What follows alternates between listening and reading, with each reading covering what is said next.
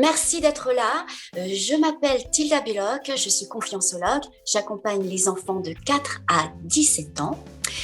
Je fais partie d'un groupe de professionnels qui travaillent avec les enfants, les adolescents et dans l'accompagnement de la parentalité. Et aujourd'hui, je vais vous présenter une des membres qui s'appelle Stéphanie Riggs. Bonjour Stéphanie.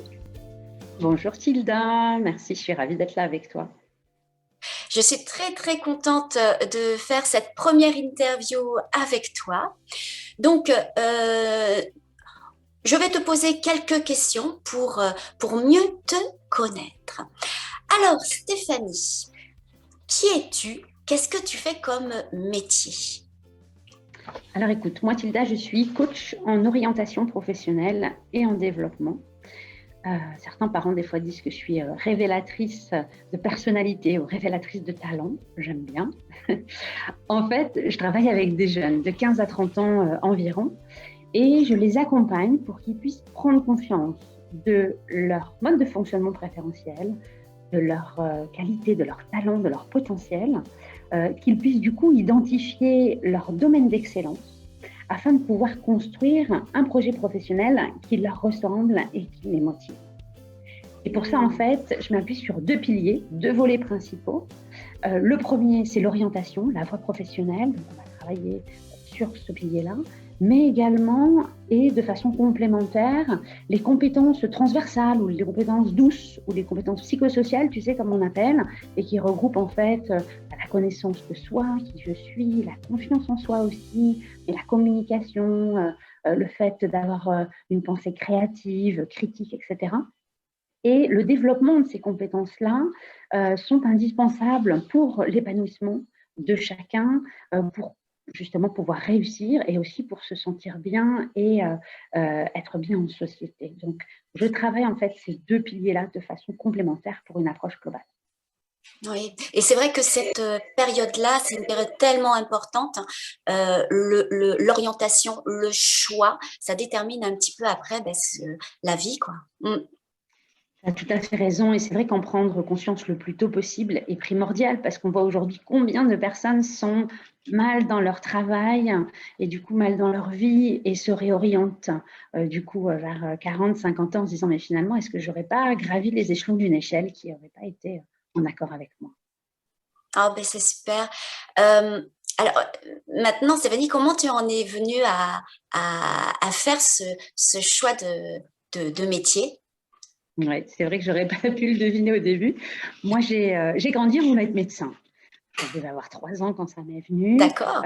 Et donc, voilà, je me suis posé aucune question. Et puis, je suis rentrée en première année de médecine. Et puis là, ça a été vraiment la douche froide. Ça a été un échec à la fin de cette année de médecine-là. Et je me suis trouvée perdue parce que je ne me suis pas reconnue en fait dans les études, le côté très compétitif, performance, scientifique, énormément de choses à acquérir seule. Et moi, j'ai besoin d'être avec les autres, de partager, etc. Donc là, j'ai vu que ce n'était pas du tout l'idée que j'en étais faite. Et j'ai été perdue, vraiment. Je ne savais plus où j'en étais. Je ne savais plus qui j'étais même, qu'est-ce que j'allais pouvoir faire, qu'est-ce qui me correspondait, qu'est-ce qui allait pouvoir m'épanouir. Et pendant 2 ans, vraiment, ça a été un peu la traversée du désert où j'ai essayé différentes choses. Voilà, mais j'aurais beaucoup aimé à ce moment-là pouvoir être accompagnée, tu vois, pour pouvoir savoir vraiment pourquoi j'étais faite.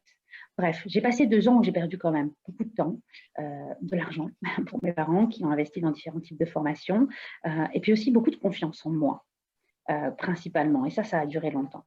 Heureusement, Tu en j'ai as su. perdu, c'est ça? Perdu de la confiance? Oui, ça a été long.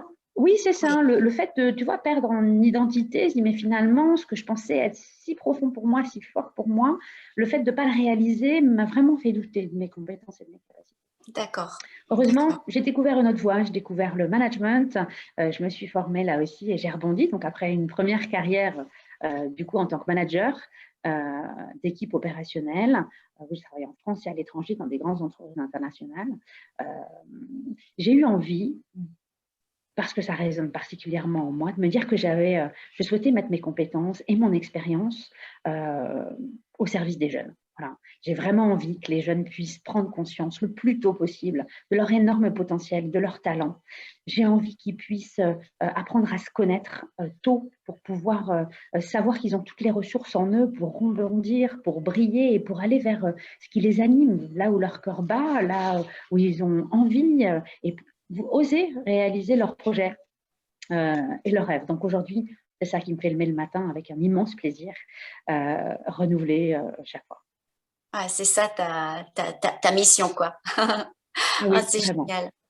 Super, super. Et donc, du coup, ben, qu'est-ce que tu proposes? Est-ce que tu as des programmes? Est-ce que c'est en présentiel? Est-ce que c'est digitalisé? Explique-nous un petit peu. Alors, très brièvement, en fait, je vais accompagner les jeunes en individuel. Et là, j'ai des programmes en présentiel et en distanciel, D'accord. évolutifs, hein, pas à pas, selon les besoins du jeune. Donc ça, je m'adapte. Mais je veux aussi accompagner en collectif parce que c'est important. Il y a une dynamique différente aussi, notamment les compétences psychosociales sont super et indispensables à développer aussi en collectif. Et là, je vais avoir des petits programmes qui sont digitalisés avec des thématiques très particulières pour la confiance en soi, par exemple, en pré-examen, des choses comme ça, mais aussi des stages en présentiel de 1 ou 2 jours. Tous les détails sont sur mon site internet. Je crois que tu en donneras le détail plus bas. Oui, oui, tout à fait. Parce qu'on peut te retrouver du coup sur ton site. Est-ce que tu as également page Facebook, Insta et d'autres réseaux? Oui, le site c'est accentiel.fr. J'ai une page D'accord. Facebook également. Je ne suis pas encore sur Instagram, mais ça ne va pas tarder. Et on peut me retrouver aussi sur mon profil LinkedIn. Ok, super. De toute façon, vous allez avoir toutes les informations en bas de la vidéo.